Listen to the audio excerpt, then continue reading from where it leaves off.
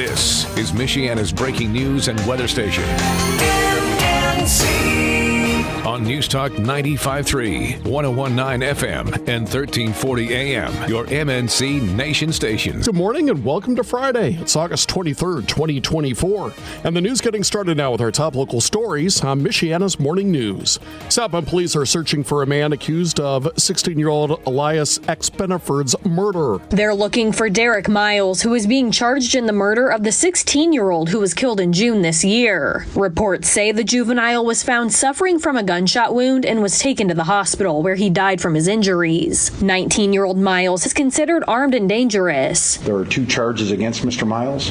One is murder. The penalty is between 45 years and 65 years. And the other is a firearm enhancement where an additional 5 to 20 years can be added on to it. Police say he is known to have connections to South Bend and Chicago, and they're asking for you to call 911 if you have any information on his whereabouts. Alyssa Foster, MNC News. A Cincinnati man's been ordered to prison for 13 years for sex trafficking two underage teenagers from Indiana. Peyton Jamar Brown, 26, was sentenced to 13 and a half years in prison after pleading guilty to trafficking two minors from Indiana Tuesday. Brown met the victims on the online dating app 3Fun and arranged sexual encounters for them with multiple men in exchange for money, with Brown pocketing the proceeds. In October of 2022, police responded to Brown's residence and discovered two 16-year-olds there after they were reported missing from Indiana. That second victim was apparently picked up in Indianapolis by Brown himself. One person was killed, another taken to the hospital after a single vehicle crash on Garrett Road north of M62 in Cass County. This happened around 12 noon yesterday. The Cass County Sheriff's investigators say the vehicle was traveling southbound, then crossed the center line, went down a ditch, and rolled before coming to a stop in a field. The driver was trapped underneath the vehicle. They died at the hospital. The passenger, who was also taken to the hospital, refused treatment. Well, the U.S. Department of Transportation's laid out a new plan to hopefully make roads safer. V2X is at the center of the Transportation Department's new road safety plan. That's technology that allows vehicles to electronically communicate with road infrastructure like traffic lights, as well as pedestrians and other vehicles.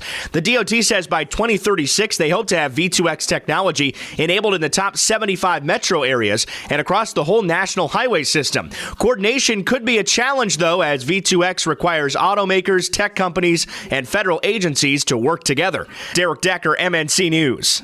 Now, from the 95.3 MNC follow-up file, we reported yesterday about West Nile virus being discovered in dozens of mosquito pools in St. Joseph County. Well, now, West Nile virus has been confirmed in LaPorte County from a mosquito pool tested last month. WSBT-TV reports to prevent mosquito breeding, officials advise eliminating standing water, cleaning up bird baths and wading pools weekly, disposing of old tires, and keeping buckets upside down. This is the first positive case of West Nile virus in LaPorte County this year. That's Joe Ullery reporting. A human case of the virus has been reported in Berrien County.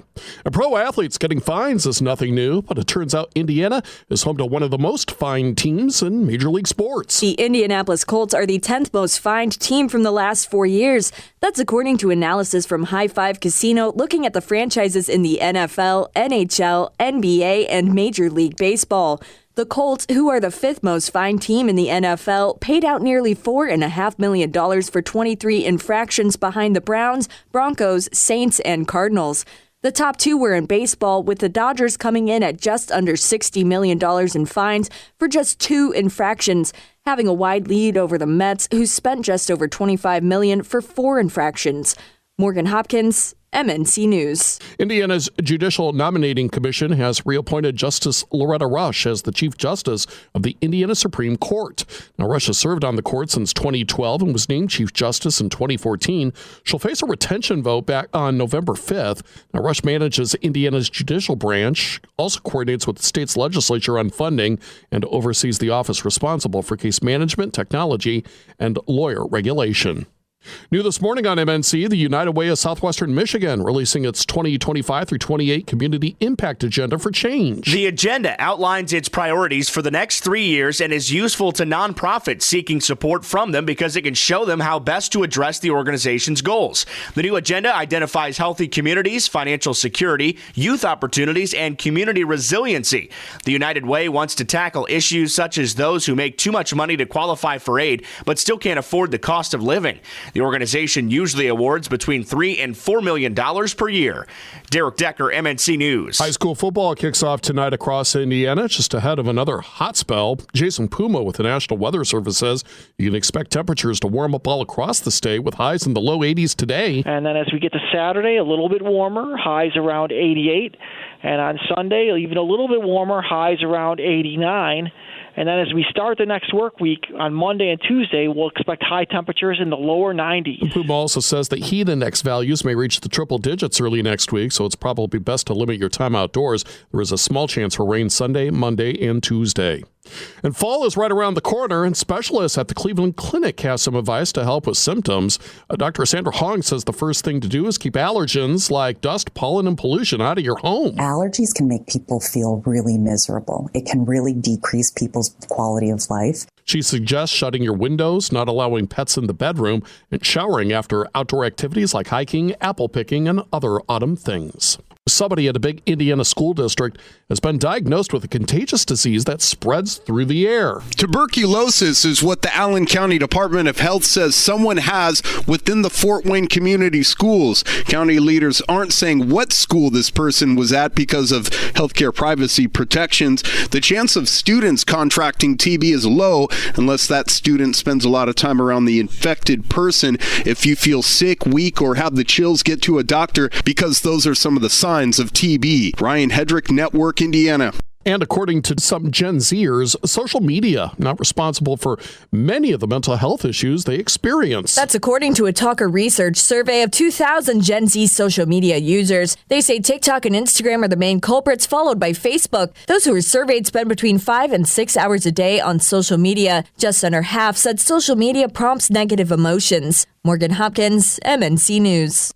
Cast your vote with confidence this fall. Check out the candidates and their platforms from all the hot races before the November election at the all-new HoosierVote.com. It's sponsored by Shield Exteriors and by Burton's Laundry. Sunny skies today. We start to warm up a lot. We end up at 82 for high temperatures. Winds will stay out of the south and they'll be light. Overnight tonight, mostly clear skies will drop down to 65 and hotter and a little more humid on Saturday. Highs near 88. Just an isolated shower possible. We'll also hit those upper 80s on Sunday as well. I'm WSBT 22 Chief Meteorologist Carrie Peugeot. You can get the top local news delivered to your email twice each day. To get signed up, go to 953mnc.com and click where it says On Demand.